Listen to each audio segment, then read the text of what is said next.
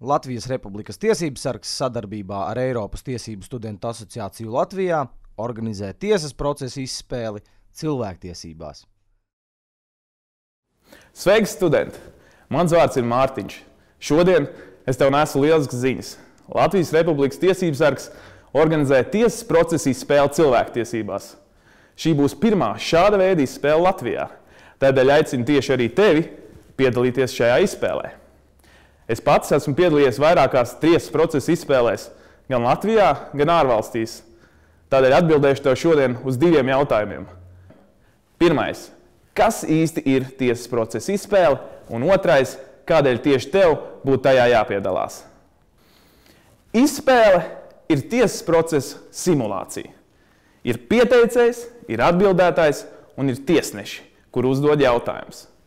Komandu mērķis ir atrisināt juridisku kāzusu, ko vēlāk tā prezentē tiesas priekšā. Ir būtiski atrast efektīvus, vienkāršus un tiesai saprotams risinājumus uz komplicētām tiesību problēmām. Kādēļ tieši tev būtu jāpiedalās tiesas procesa izspēlē cilvēktiesībās? Pirmkārt, tas ir lielisks veids, kā parādīt sev un citiem, ka tu vari būt izcils jurists.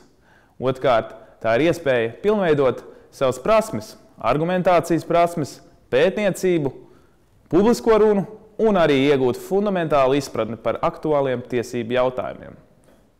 Nav arī noslēpums, ka studenti, kur izmanto šādu iespēju piedalīties tiesas procesa izspēlēs, tiek pamanīti un augsti vērtēti darba tirgū.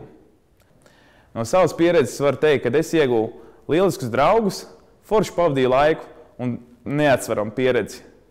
Vēl jau vairāk šis ir veids, kā gūt arī vērtīgas balvas. Tādēļ aicinu tieši tevi, izmanto iespēju, piesaki savu komandu un tiekamies tiesas procesa izspēlē cilvēktiesībās 30. aprīlī.